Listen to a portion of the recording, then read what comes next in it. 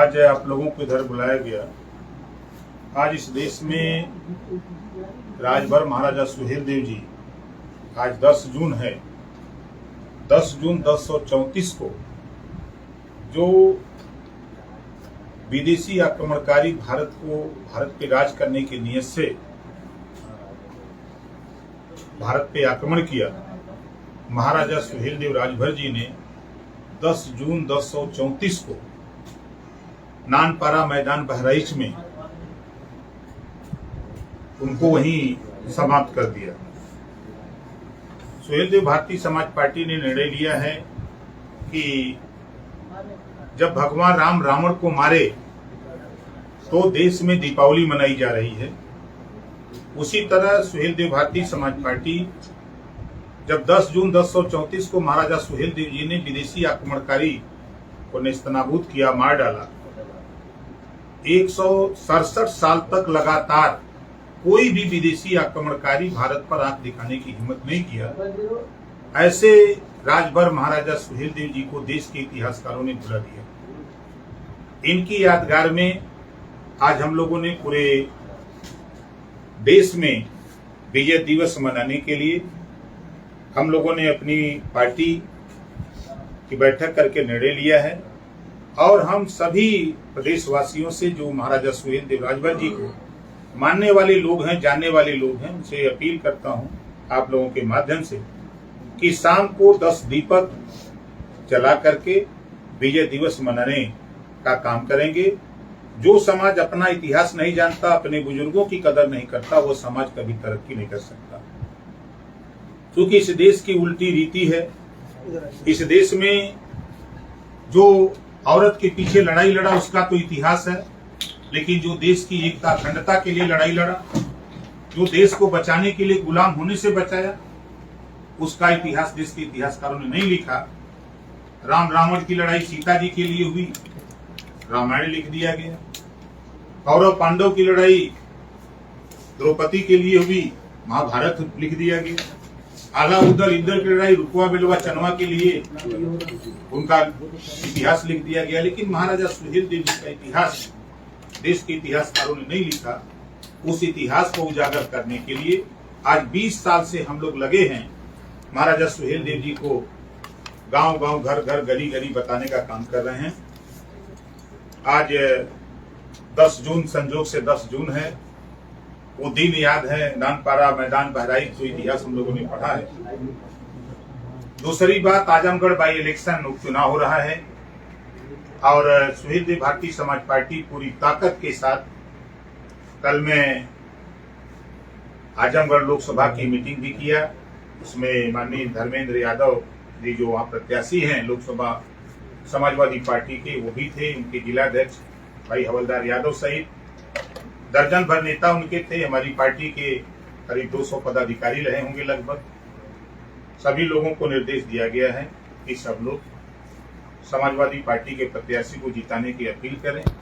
ये बात मैं आप लोगों के सामने इस नाते कह रहा हूं कि तमाम अफवाहें लोग फैला रहे हैं कि समाजवादी पार्टी गठबंधन टूट गया, ओम प्रकाश राजभर नाराज हैं। तो नाराज ओम प्रकाश राजभर किस बात को लेके नाराज है? जो भ्रम फैलाया जा रहा है उस भ्रम को दूर करने के लिए आप लोगों के माध्यम से ये संदेश हम उन साथियों तक पहुंचाना चाहता हूं जो दिग्भ्रमित हैं, और उन साथियों से कहूंगा कि देखो, जो लड़ाई ओम प्रकाश राजभर लड़ रहे हैं अखिलेश जी के साथ मिलकर के, उस लड़ाई में हम जातिवार जनगणना की बात करते हैं। 1931 के बाद कोई जातिवार जनगणना नहीं हुई, जबकि बाबा साहब डॉक्टर अम्बेडकर जी ने संविधान में व्यवस्था दिया है कि हर 10 साल पे जातिवार जनगणना होनी चाहिए। लेकिन 1931 के बाद से अब तक एक भी जातिवार जनगणना नहीं हुई। अभी अभी बिहार के मुख्यमंत्री माननीय नीतीश जी ने फैसला लिया, जो भारतीय जनता पार्टी के अलायंस हैं और भारतीय जनता पार्टी के सहयोग से सरकार चल रही है। अभी माननीय मुख्यमंत्री जी ने प्रेस वार्ता करके कहा कि हम बिहार में जातिवार जनगणना कराएंगे। तो क्या उत्तर प्रदेश में जो सहयोगी दल के लोग हैं भारतीय जनता पार्टी के, चाहे वो अपना दल यश हो, चाहे निषाद पार्टी हो, क्या ये लोग भारतीय जनता पार्टी के ऊपर दबाव बनाएंगे जातिवार जनगणना कराने के लिए? आज जब तक जातियों की गिनती नहीं हो रही है तब तक उनको हिस्सेदारी नहीं मिल रही है। तो जातिवार जनगणना कराने के को लेकर के हम समाजवादी पार्टी के साथ, जब एक देश एक टैक्स, एक देश एक राशन कार्ड की बात सरकार कर रही है, तो माननीय अखिलेश यादव, ओम प्रकाश राजभर, हम लोग मिलकर के गठबंधन, हम लोग एक देश एक समान शिक्षा हम प्रदेश में लागू करने के लिए गठबंधन किए हैं।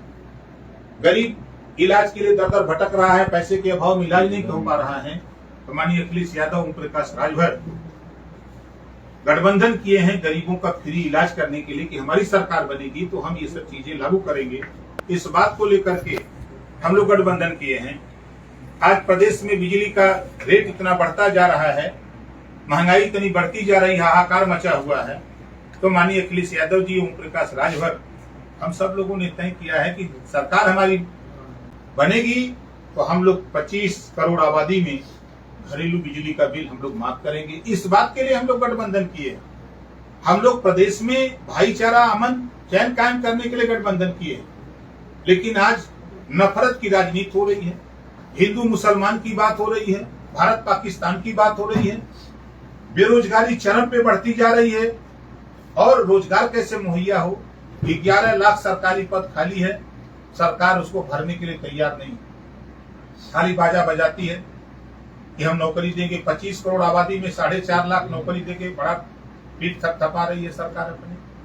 तो जो प्रदेश की हालत है, उस हालत को हम लोग ठीक करने के लिए समाजवादी पार्टी से गठबंधन किए हैं। इस नाते अगर किसी को भ्रम हो तो अपना भ्रम वो निकाल ले।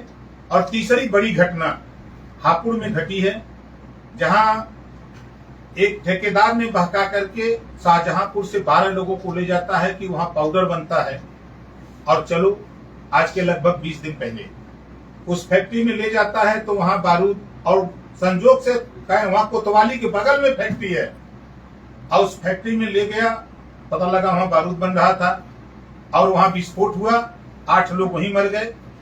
कल 2 लोग हॉस्पिटल में दिल्ली मर गए, अभी 2 लोग जिंदगी और मौत से जूझ रहे हैं। और सरकार बयान दे करके और वहां के जेई और मालिक के खिलाफ मुकदमा लिख के शांत हो गई। आज वहीं कहीं कोई सामान्य वर्ग के होते तो आज सरकार मुआवजा दे दी होती, लेकिन चूंकि वो कश्यप समाज के लोग हैं, राघवेंद्र कश्यप पुत्र राम नरेश कश्यप, अनिल कश्यप पुत्र रामचंद्र कश्यप, छविराम कश्यप पुत्र कल्लू कश्यप, प्रेमपाल कश्यप पुत्र रामशरण कश्यप, सर्वेश कश्यप पुत्र पप्पू कश्यप, रामू कश्यप पुत्र दर्शन कश्यप, भूरे कश्यप पुत्र मुरुवक्ष, अनूप कश्यप पुत्र राजेश, रंजीत कश्यप पुत्र रामपाल कश्यप, इरफान पुत्र इब्बन, और जो लोग हॉस्पिटल में भर्ती हैं, सोनीलाल कश्यप, राम नरेश कश्यप, सरोज कश्यप, सुखराम कश्यप, मनोज कश्यप और शिव कश्यप और प्रदीप कश्यप, इसमें से भी 2 लोगों की डेथ हो गई है और 2 लोग जिंदगी और मौत से जूझ रहे हैं। परसों मैंने प्रदेश अध्यक्ष को, हमने अपने प्रेमचंद कश्यप को वहां भेजा। 3 साल, 5 साल, 6 साल के बच्चे और महिलाएं घर पे हैं, सरकार की तरफ से 1 रुपए का भी सहयोग अभी तक उनको नहीं दिया गया। अगर वहीं कहीं दूसरी घटना होती तो सरकार तत्काल उनको 50-50 लाख रुपया दे दिया होता, उनके परिवार को मिल गया होता। तो हम आपके माध्यम से सरकार का ध्यान आकृष्ट कराना चाहूंगा कि बड़ी दुखद बात है कि आज लगभग 8 दिन हो गया, अभी तक सरकार, वहां हमारा प्रदेश अध्यक्ष जब दरोगा से बात कर रहा तो कहा हमारे यहाँ घटना नहीं। बात वहां डीएम से हो रही है तो डीएम बात करने को कतरा रहा है कि यहाँ की घटना नहीं है, हापुड़ की घटना है। तो आपके जिले की घटना है तो जिम्मेदारी वहां के डीएम की है, वहां के प्रशासन की है, और हापुड़ की घटना, और सबसे बड़ी बात प्रदेश की घटना है, प्रदेश के बाहर की घटना नहीं है। हम आप लोगों के माध्यम से सरकार से मांग करता हूं कि उस परिवार को 50-50 लाख रुपया, मृतक परिवार को जो मृत्यु, जिंदगी और मौत से जूझ रहे हैं, उनके इलाज के लिए 20-20 लाख रुपए का बंदोबस्त करें, क्योंकि बड़ी दुखद घटना है। ऐसी घटना को जब सरकार संज्ञान में नहीं ले रही है, जब कश्यप समाज का वोट लेना होता है तब तो सरकार बड़ी तेजी से चिल्लाती है, बड़े बड़े नेता कश्यप समाज के घूमते हैं। आज ये इतनी बड़ी घटना हुई, आज तक कोई उस दरवाजे तक गया नहीं, सरकार का कोई भी डेलीगेट आज तक वहां नहीं गया। एक घटना घटी, 8 लाशें आई और जबरी ले जाकर के दरोगा जलवा देते हैं। आज भी अभी 2 लाशें अभी मुश्किल से हमको अंदाजा है कि 2 घंटा पहले पहुंची है, और सरकार जल्दी से जल्दी उसको किनारे लगाने में लगी है। तो आप लोगों के माध्यम से हम इस नाते प्रेस वार्ता आपको बुलाए कि ये 3 घटनाएं जो घटी हैं, इन तीनों घटना में अगर किसी को भ्रम हो तो ओम प्रकाश राजभर, सुहेल देव भारतीय समाज पार्टी, समाजवादी पार्टी गठबंधन में है और हम लोकसभा चुनाव में पूरी ताकत से लगे हैं और आजमगढ़ लोकसभा चुनाव हम लोग जीत करके दिखाएंगे। और आज 10 जून 1034 को महाराजा सुहेल देव जी ने विजय हासिल किया था। इस नाते आज हम लोग पूरे प्रदेश में, देश में विजय दिवस मनाने का ऐलान किए हुए हैं। शाम को 10 दीपक जला करके हम आज विजय दिवस मनाएंगे और हमारे पार्टी के तमाम नेता विभिन्न ब्लॉकों में जाकर के, दिन में जाकर के चौपाल लगा करके विजय दिवस मनाने का काम कर रहे हैं। हम भी यहाँ से 12 बजे निकलेंगे, हम भी जाकर के 2 जगह कार्यक्रम हमने भी अपना लगा रखा है।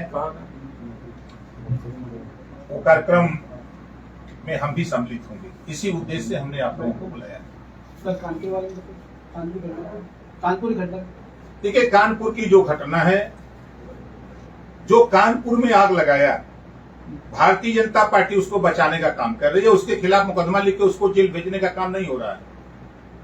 कानपुर शांत था, पूरा प्रदेश शांत था, कहीं दंगा नहीं हो रहा था। दंगा कराने की साजिश किसने बोला, आग किसने उगला, जहर किसने बोला, जिसकी वजह से ये दंगे फैले। तो पहले तो उनके खिलाफ कार्रवाई सरकार क्यों नहीं करती है? सरकार क्यों भाग रही है? जब जब कोई घटना भारतीय जनता पार्टी के नेताओं द्वारा होता है तो भारतीय जनता पार्टी को बचाने का काम होता है। तमाम निर्दोष उसमें फंसाए जाते हैं। जो दोषी है उसके खिलाफ कार्रवाई करो, हम उसके पक्ष में हैं। लेकिन जिन्होंने आग उगला, जिन्होंने आग लगाई, जिन्होंने दंगा कराने की साजिश रचा, उसको तो पहले पकड़ो। ये तो किसकी और इशारा, नाम ले दीजिए, कौन है? अरे नुपुर शर्मा का नाम सब लोग जान रहे हैं, चिल्ला रहे हैं, उसमें कौन सी बात आ रही है? तो आप ये कह रहे हैं कि नुपुर शर्मा के बयान है उसके बाद से हुआ? उन्हीं के बयान के बाद तो दंगा भड़का है। तो आप क्या डिमांड करते हैं? उनके खिलाफ मुकदमा लिख के उनकी गिरफ्तारी तत्काल होनी चाहिए। ऐसे जो भी लोग शरारती तत्व हों, जो भी देश में भाईचारा नफरत पैदा करने की बात करते हैं, उनके खिलाफ तत्काल मुकदमा लिख के जेल भेजा जाए पहले, ताकि आगे कोई मन न बनावे, कोई मन न बढ़ कर इस तरह की हरकत करने के लिए। ओके, ठीक है।